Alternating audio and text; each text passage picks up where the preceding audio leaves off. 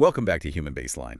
Before we jump in today, I think we need to just set the stage for a minute because the internet is just such a noisy place right now. Oh, yeah. You open your phone and you're just, bombarded with optimization protocols, people taping their mouths shut. Biohacking. Biohacking, exactly. Influencers trying to help you become some kind of superhero. This channel is not that. Right. We aren't here to chase the latest wellness trends from social media, and we are definitely not here to sell you a stack of supplements. That's right. The whole goal of Human Baseline is, well, it's exactly what it sounds like. We're here to give you the clear, evidence-based explanations of the basic biological requirements of being human. The basics. Just the basics. We focus on what the science broadly agrees on. We're talking about the floor, not the ceiling. Exactly. It's like understanding the manual for the machine we're all driving. And today, we are looking at one of the most fundamental, yet I think most argued about requirements of human life. Sleep. Specifically, the biological requirement for sleep in adults. And this is a perfect topic for our baseline concept. We are not talking about how to, sleep your way to a promotion or super sleeping for athletic performance. We are talking about the fundamental maintenance. What does the human system need just to function without degrading? Okay, so we have a massive amount of ground to cover. We're going to look at the specific number of hours required. Is there actually a magic number? That's the big one. We'll look at sleep quality versus quantity, the physical reality of what happens when you drop below that baseline, and then the common everyday habits that just disrupt this whole system. And just to be clear, we've pulled together the consensus statements and data from, the big players. The Centers for Disease Control, the American Academy of Sleep Medicine, the Sleep Research Society, Mayo Clinic, Harvard Health, the NHS. So this is the gold standard of what's understood right now. It is. All right, let's jump right into that big question then, the number. Because I feel like everyone has an opinion on this, usually based on how tough they think they are. Yeah. You hear people say, oh, I'm fine on 4 hours, or I'll sleep when I'm dead. That old line. Yeah.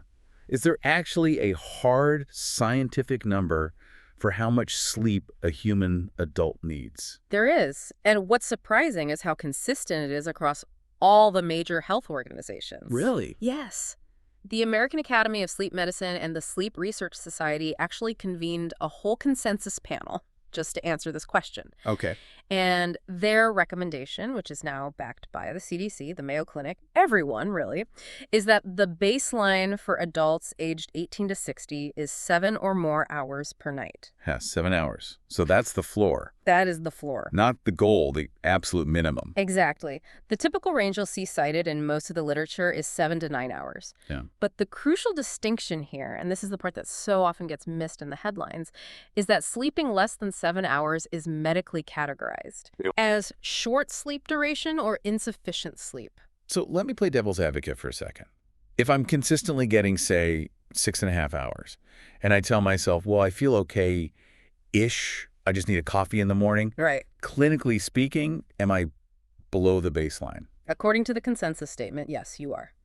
The research is very clear that sleeping less than 7 hours on a regular basis is associated with adverse health outcomes. So it's not just a comfort recommendation. No, it's a threshold for physiological health. Yeah.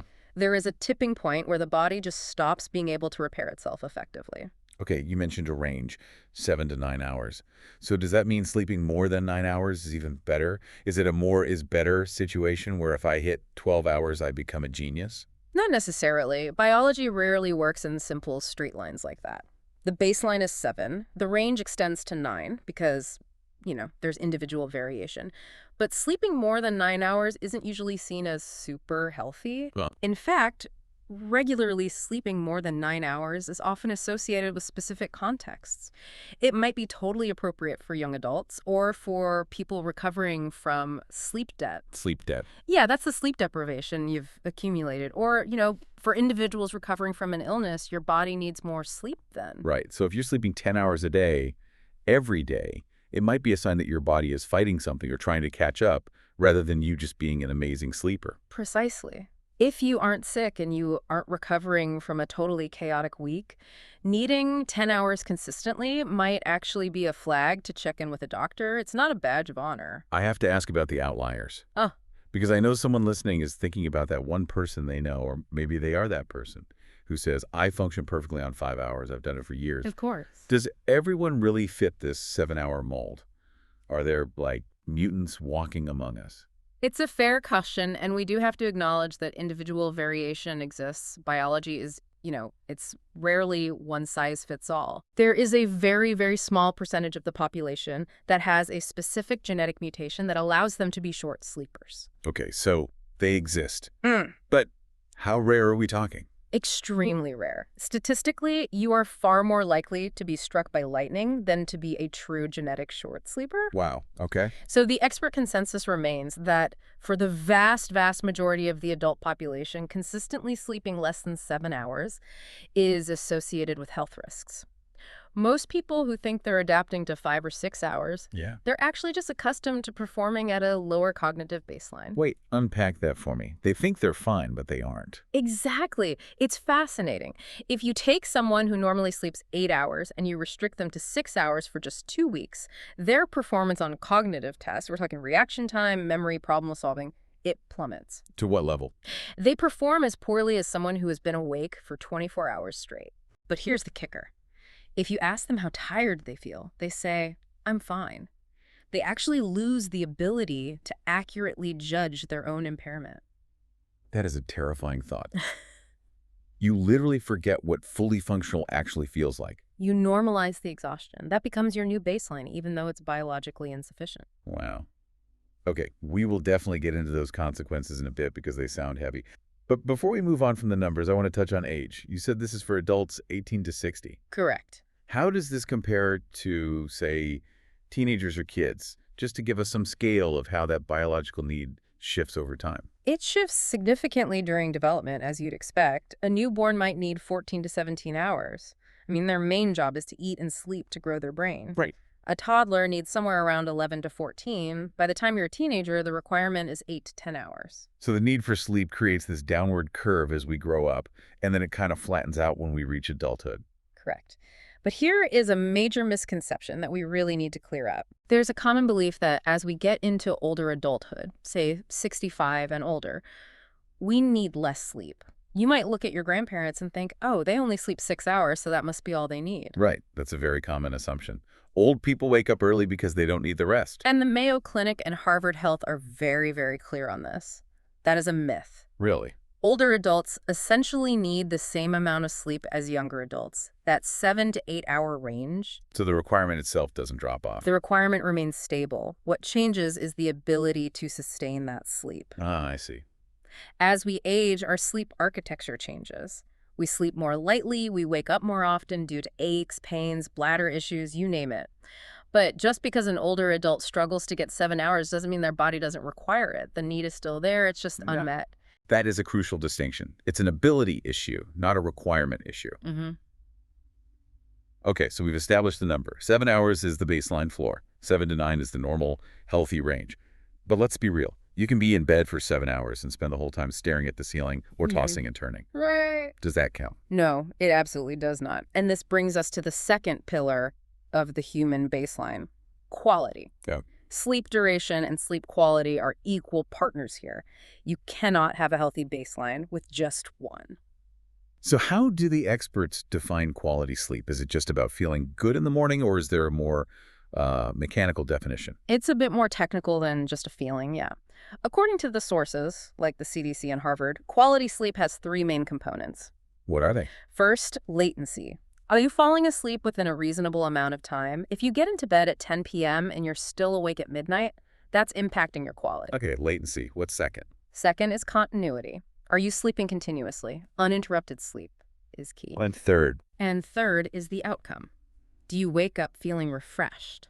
Refreshed feels a bit subjective, but that continuous part is interesting.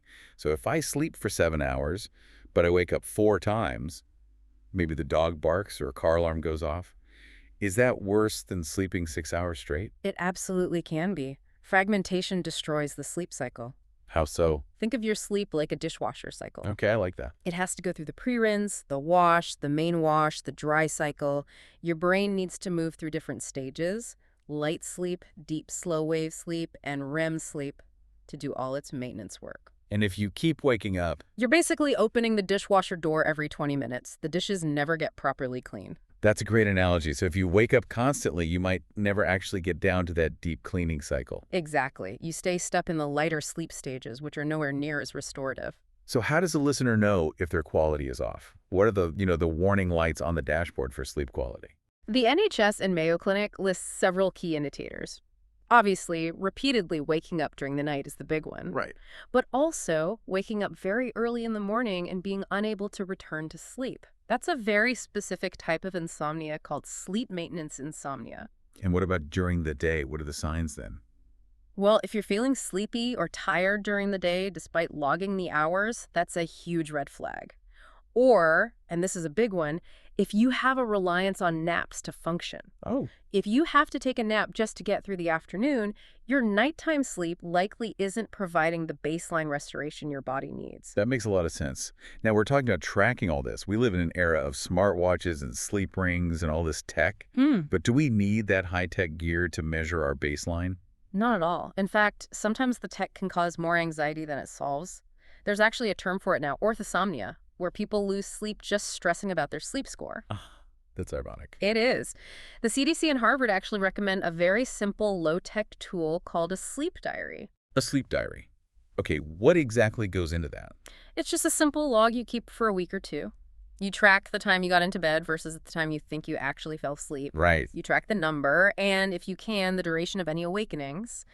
You also note down what you consumed, caffeine, alcohol, any medications, and what time you had them. And how you feel. And finally, yes, you rate how you feel immediately upon waking and then again at the end of the day. It sounds like the value here isn't just the data itself, but seeing the patterns, connecting the dots between, say, I had a latte at 4 p.m.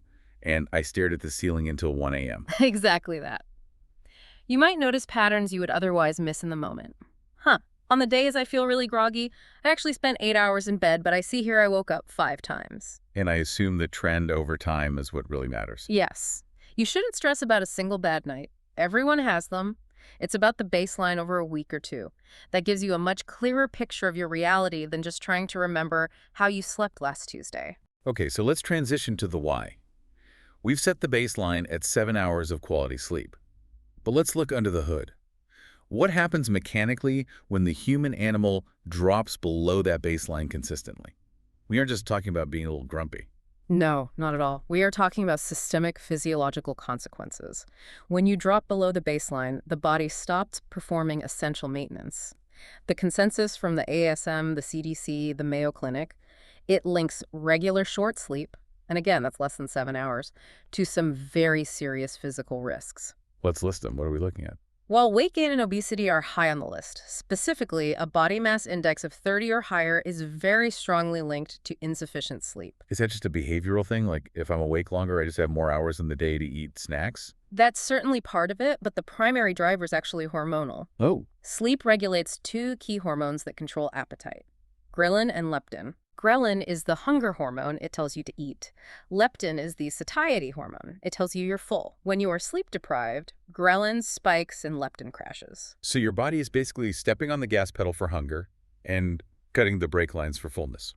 Exactly, and your brain specifically starts craving high-calorie, carb-heavy foods. It's a complete metabolic hijacking. Wow. Okay, so beyond weight, what's next? Cardiovascular issues, high blood pressure, heart disease, stroke. Why does the heart care so much about sleep?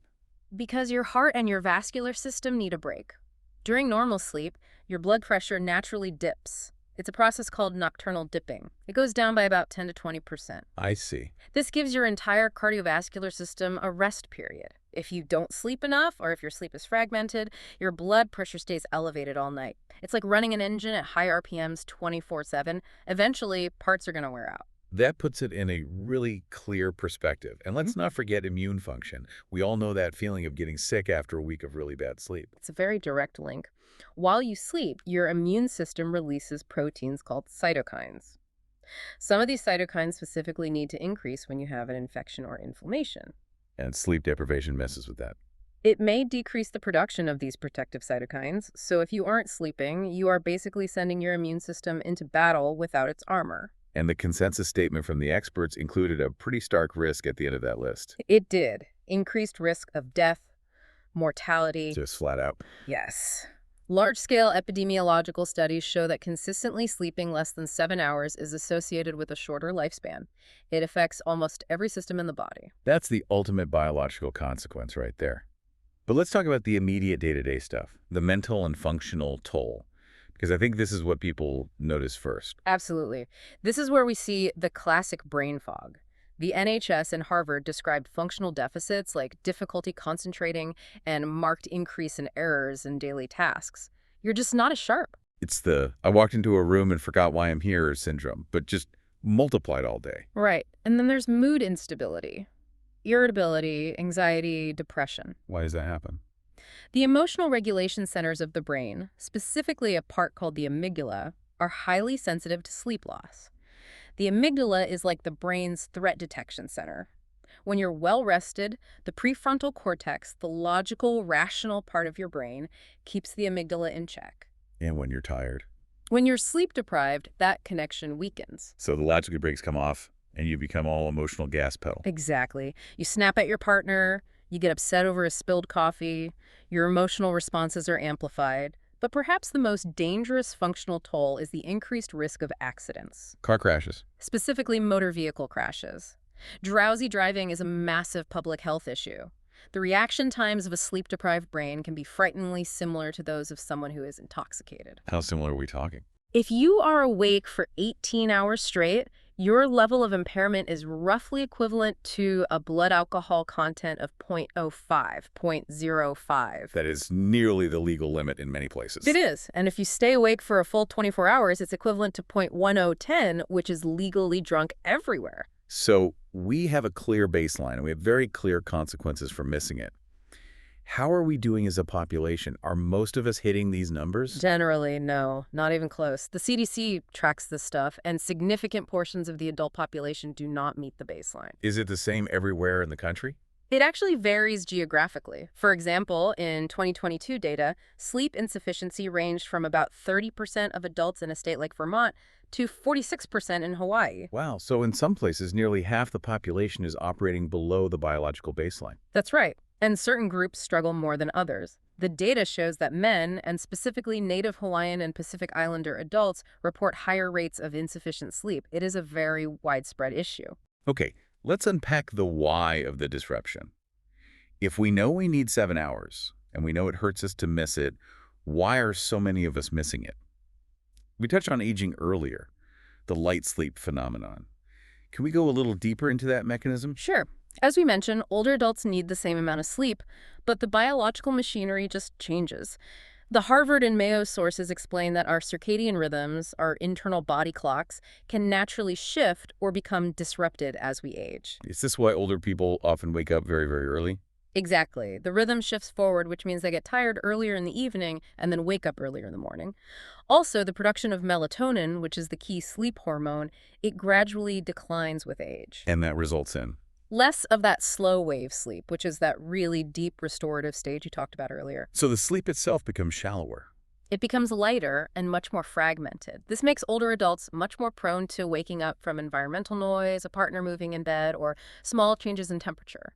They just aren't in that deep, coma-like sleep that a teenager can fall into. Which brings us perfectly to sleep hygiene. I know this term gets thrown around a lot, but let's define the actual disruptors that the experts agree on. What are the standard environmental factors that wreck the baseline for anyone? The don'ts are pretty consistent across all the guidance from the NHS and the CDC. Let's start with the biggest one, light. Right. Specifically blue light from electronic devices, your smartphone, TV, tablet. We hear this all the time. Put the phone away before bed. But why exactly? Is it just because the content on it is stimulating? That's part of it for sure, but the biological reason is the light spectrum itself. Blue light, which screens emit in really high amounts, mimics the wavelength of the sun. Okay. So when that light hits your retina, it sends a powerful signal to your brain that it is daytime. And this actively suppresses the secretion of melatonin. So you are chemically tricking your brain into thinking it's noon when it's actually midnight. Precisely. You are fighting your own biology. The general recommendation is to turn off all screens at least 30 minutes before bed to let that melatonin production happen naturally. Okay, screens off. Next on the list, temperature. A room that is too hot or too cold interferes with sleep continuity. Your core body temperature actually needs to drop slightly to both initiate and maintain sleep. So the room should be cool. Generally, yes, and usually cooler than people think. Around 65 to 68 degrees Fahrenheit is often cited as optimal. And what about substances? Mm-hmm. Let's talk about alcohol. Because a lot of people use a drink to help them unwind and fall asleep. They think it helps them. This is a major, major trap. Alcohol is a sedative, so yes, it might help you fall unconscious faster, but sedation is not the same as natural sleep. How is it different? Alcohol absolutely ruins the quality of that sleep. It fragments your sleep cycles later in the night as your body metabolizes it. You might wake up more often. You won't get that deep restorative REM sleep. So you fall asleep fast, but you wake up feeling tired. Exactly. You are paying for that quick onset with terrible quality later on. And then there's the obvious one, caffeine. The advice is to avoid it in the afternoon and evening. Caffeine works by blocking adenosine receptors in your brain, and adenosine is the chemical that builds up and makes you feel tired. And caffeine hangs around for a long time, doesn't it? It has a very long half-life, which means it stays active in your system for hours. Even if you're one of those people who can fall asleep after a late coffee, it can still make your sleep much lighter. You might not even realize it, but you aren't getting the deep rest you need. And what about large meals right before bed? Also best to avoid them. Digestion is active work for the body. It requires energy and blood flow. Plus, lying down on a full stomach can cause issues like acid reflux that can wake you up. I want to ask about napping. Oh. We mentioned earlier that relying on naps can be a sign of poor quality nighttime sleep. But can napping ever be a useful tool? Can we use it to patch up a bad night? It's nuanced. The sources from Mayo, Harvard, and the NHS all pretty much agree that napping isn't inherently bad, but it can definitely backfire. There are rules. What are the rules of engagement for napping? First, keep it short. 20 to 30 minutes tops. Why so short? If you nap for longer, you risk entering deep sleep. And if you wake up from deep sleep, you get what's called sleep inertia. That awful, groggy, disoriented feeling where you don't know what year it is. We've all been there. What about timing? Distance from your main bedtime is key. You want to nap at least 6 hours before you plan to go to sleep for the night. If you nap at 7 p.m., you're just not going to be tired at 11 p.m. And there's a specific warning for people with insomnia, right? Yes, this is crucial. If you have trouble sleeping at night, napping is generally discouraged. Why is that? Because it reduces what we call sleep drive, or sleep pressure. Explain sleep pressure. Think of it like a balloon filling with air all throughout the day. That pressure is the adenosine building up, and that pressure is what makes you feel sleepy at night. If you nap, you let some air out of the balloon. I see. And if you have insomnia, you need that balloon to be ready to burst at bedtime. If you nap, you deflate the pressure, and you might find yourself staring at the ceiling again. So if you're an insomniac, you have to sort of power through the daytime tiredness to protect the night sleep. Correct. It's all about protecting the main event. That leads us perfectly into how to reestablish the baseline.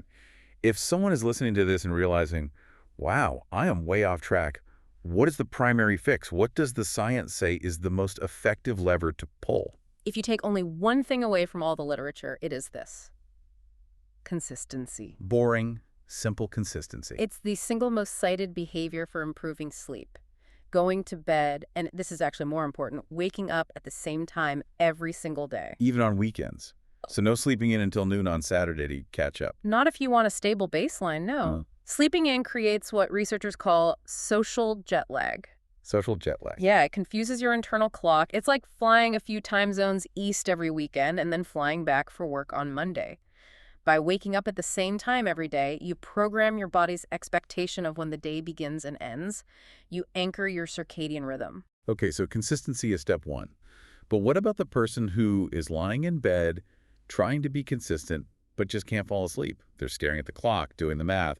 If I fall asleep right now, I'll get 4 hours. Right, the anxiety spiral. This brings us to a fascinating concept that Harvard discusses called the paradox of effort. The paradox of effort. Sleeping is one of the few things in life where trying harder actually makes it less likely to happen. So true. If you lie in bed trying to force yourself to sleep, you create stress and anxiety. You start associating your bed with that struggle, with frustration. So what's the alternative? What do you do instead? If you can't sleep, get up, go to bed later. It sounds completely counterintuitive, but sometimes restricting your time in bed to only when you are actually sleepy is more effective.